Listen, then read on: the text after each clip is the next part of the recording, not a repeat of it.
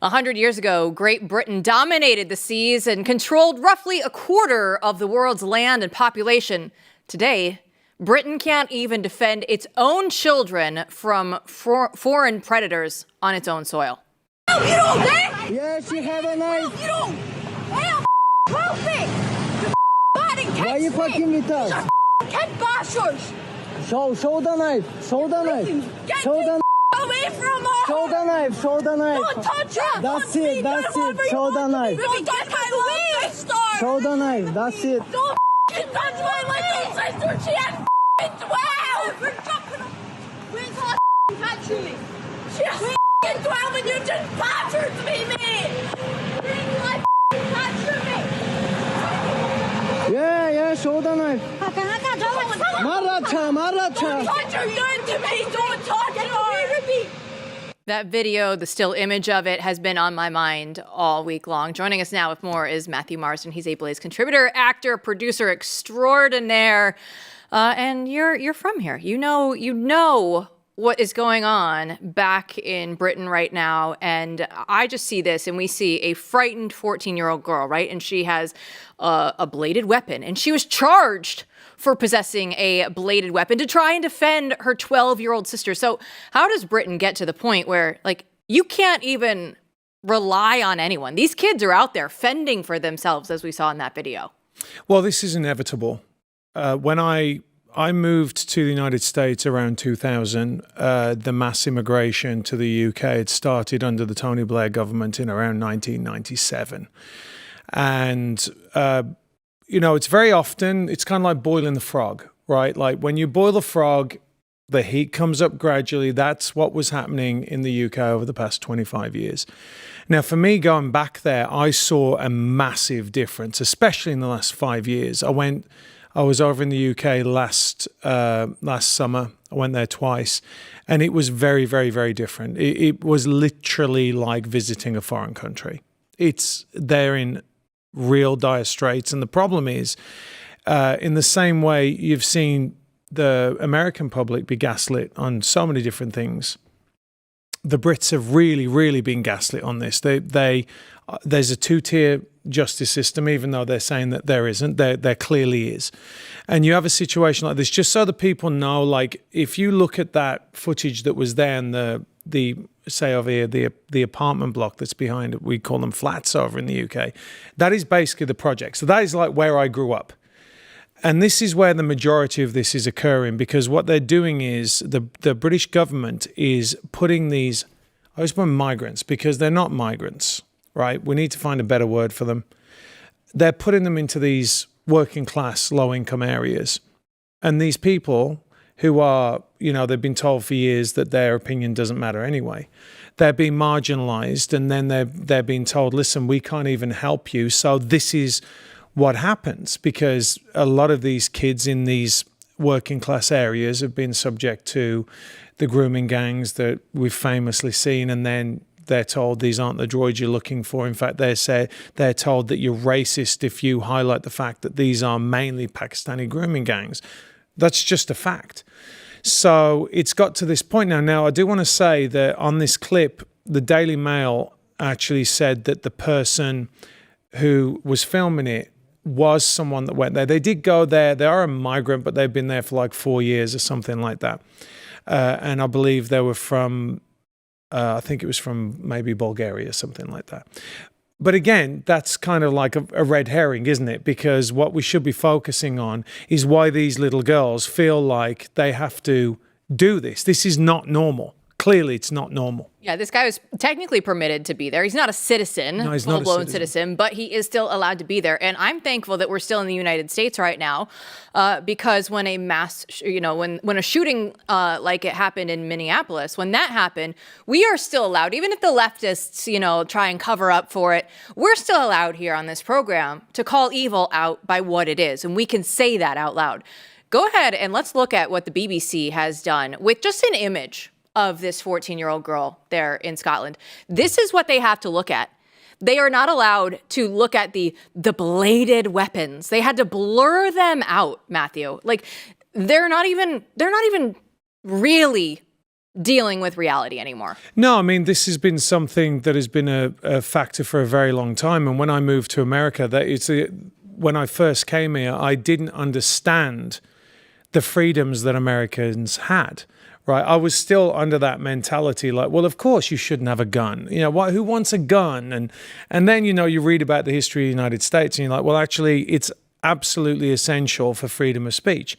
And what you're seeing over there, and it has been the case for at least 5 or 6 years, is oddly enough, Jill, the criminals have the weapons. Isn't that funny? The gun-free zone, except for the criminals, Matthew. It's the same thing over here, right? Like, we aren't allowed to, you know, I say this coming from the communist state of California, that we weren't allowed to have concealed carry, but of course the criminals carry the weapons regardless. So what is happening right now was, and it continuing is inevitable, that the people out there are going to say, we have to protect ourselves.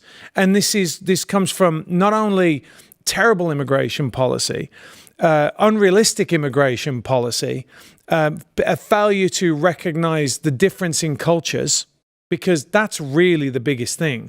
They're importing a culture that is not compatible with Western society.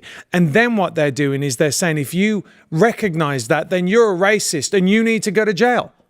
And the British people are just not taking it anymore. And I'll tell you this, you know, they're very famous for that phrase, right? Keep calm and carry on.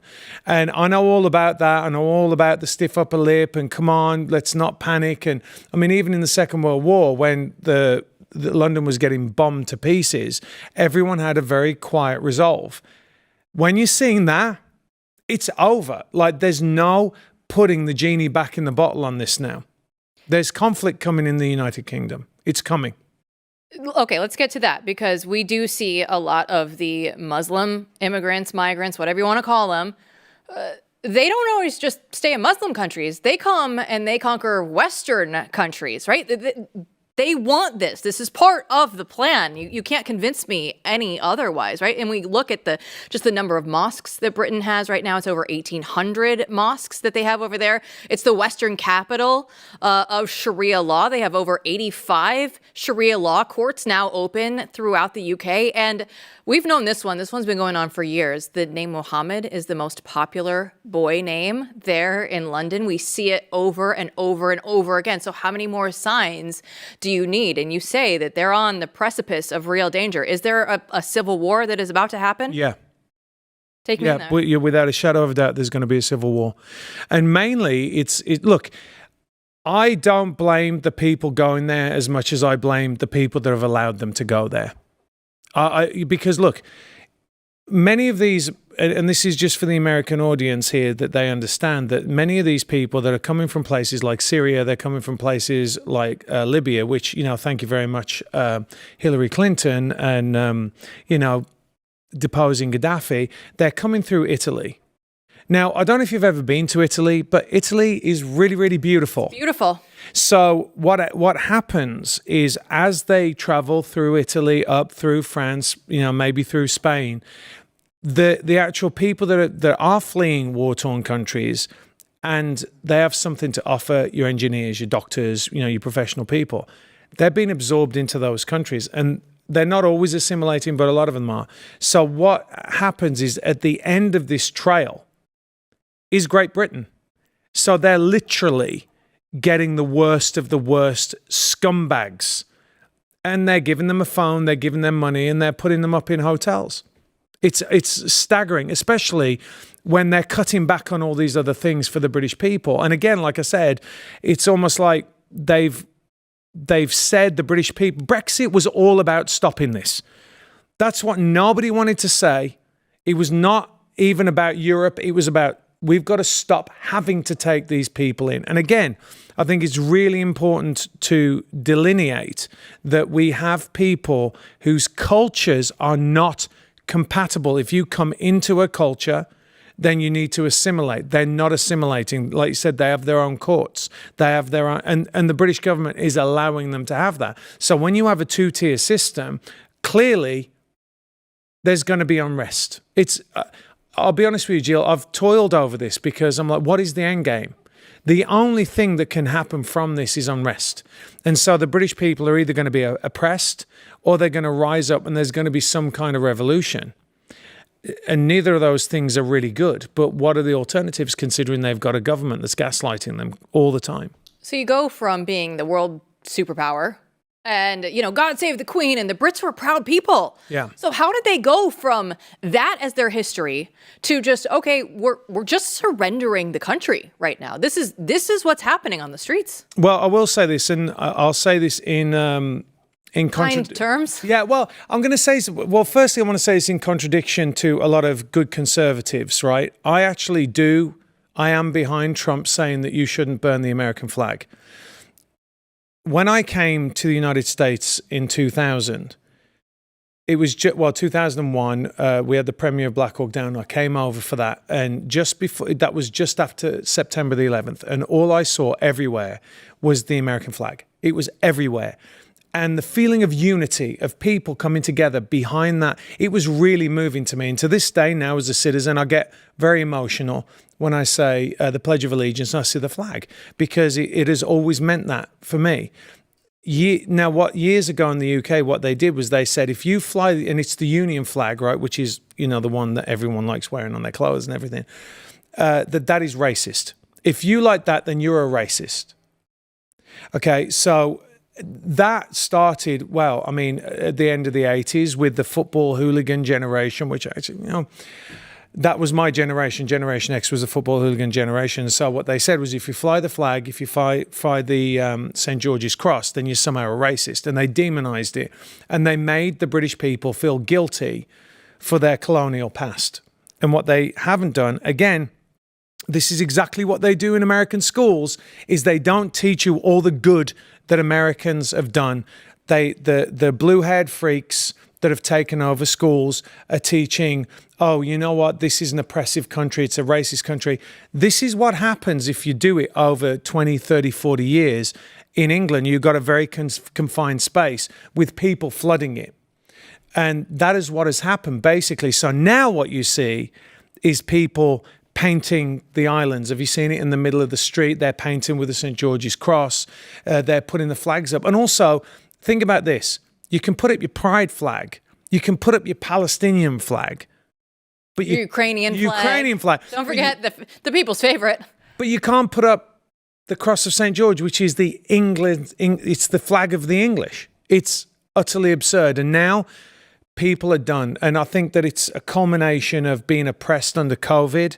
And the British people now are saying, that's not going to happen again. It's not going to happen. And Lucy Connolly, again, that was a huge flashpoint. We all know what they're doing. And look, it's the same as here. A lot of traditional liberals are going, this is wrong. We have to look at the alternatives. So they're going conservative. So be proud of who you are. Don't let them take your history away.